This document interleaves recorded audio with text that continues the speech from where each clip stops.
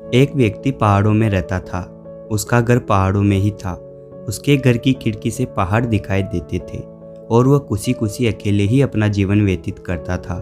एक दिन भगवान उसके पास आए और उससे कहा, तुम मेरी एक बात मानोगे? उस व्यक्ति ने कहा, जरूर, आप कहिए क्या बात है।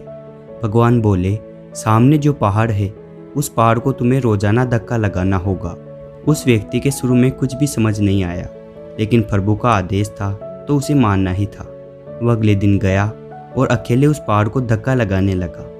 वो पहाड़ अपनी जगह से 1 इंच भी नहीं सरका।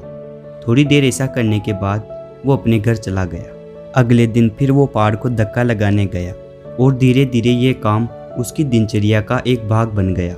एक दिन वो ऐसा ही कर रहा था कि वहाँ पर एक शैतान आ गया और उससे कहने लगा, तुम रोजाना पहाड़ को धक्का लगाते हो, लेकिन ये पहाड़ अपनी जगह से 1 इंच भी आगे नहीं खिसकता है।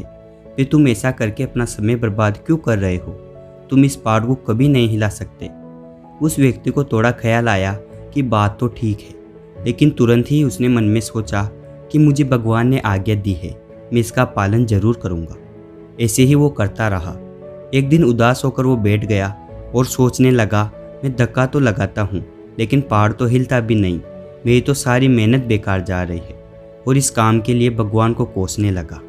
तभी भगवान उसके सामने आए और उससे कहा, तुम उदास क्यों होते हो? मैंने तुम्हें पहाड़ को धक्का लगाने के लिए कहा था, उसे अपनी जगह से हटाने के लिए नहीं। उसे तो मैं स्वयं पल भर में हटा सकता हूँ। आगे उस व्यक्ति ने कहा, फिर आपने मुझे ऐसा करने के लिए क्यों कहा था? मेरी तो सारी मेहनत बेकार चली गई। भगवान ने कहा, अब तुम अपनी बाजुओं को देखो, तुम्हारे अंदर कितनी ताकत आ गई है।